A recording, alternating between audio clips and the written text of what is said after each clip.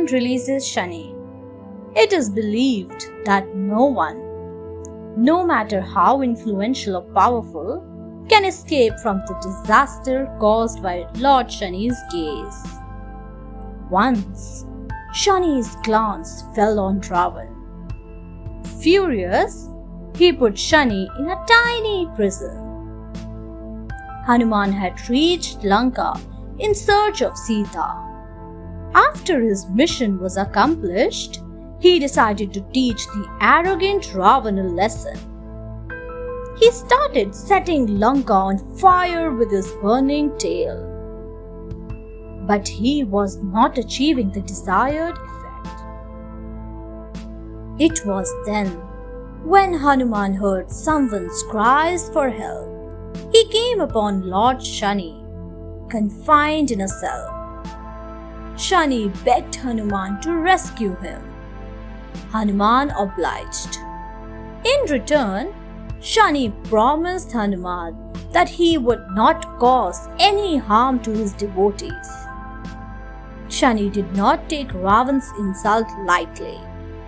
He turned his gaze towards the golden city of Lanka and reduced it into a heap of black soot and ashes in a matter of seconds.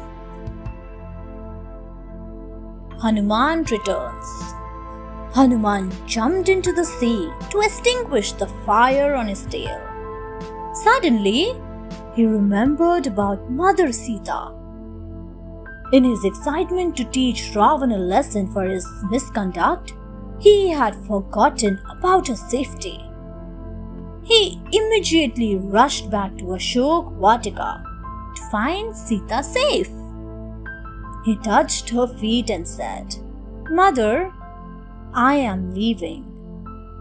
Can you give me something that I can show Lord Ram as a proof that I met you?"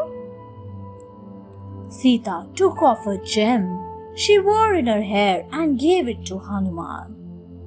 He assured Sita that Lord Ram would soon come there and rescue her. Hanuman then flew back to Angad, Jambavan, and the others who were anxiously awaiting his return. They gathered around Hanuman and heard his adventures in Lanka with great joy. All of them then resumed their journey to tell Ram and Lakshman about Sita's whereabouts and chalk out plans to rescue her.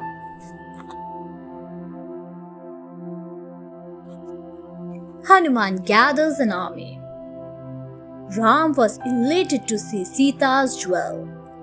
"Oh Hanuman, you have done the impossible." Saying so, he hugged Hanuman.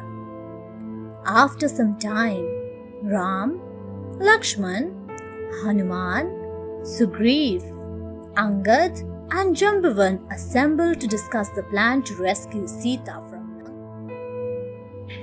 It was absolutely clear that Ravan would not set Sita free without a fight. Ram and Lakshman did not have any army of their own. So, Hanuman requested all the monkeys and bears to aid Ram in this war of justice.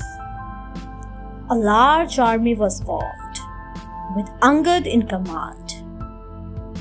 Strong and planned teamwork was required to accomplish this huge task. So, Ram requested all the monkeys and the bears for their cooperation. Finally, they reached the southern end of India and faced the vast ocean. The sea appeared to be a major hurdle in the journey ahead. Hanuman was the only one who could cross it. But for others, it was altogether an impossible task. Hanuman finds a solution. Hanuman was constantly thinking about the reunion of Lord Ram with his beloved wife Sita. But how would that happen if they were unable to cross the sea and reach Lanka? Only he could cross it. The others could neither fly nor swim across the vast ocean. He was confident of finding a solution, as Lord Ram was with him. But he could not figure out it at that moment. The things thrown in water would remain on the spot where they were thrown, even if the water underneath flows fast. This curse would be helpful in making a bridge. Thanks for watching. Do like, share, subscribe to Sahil Book House.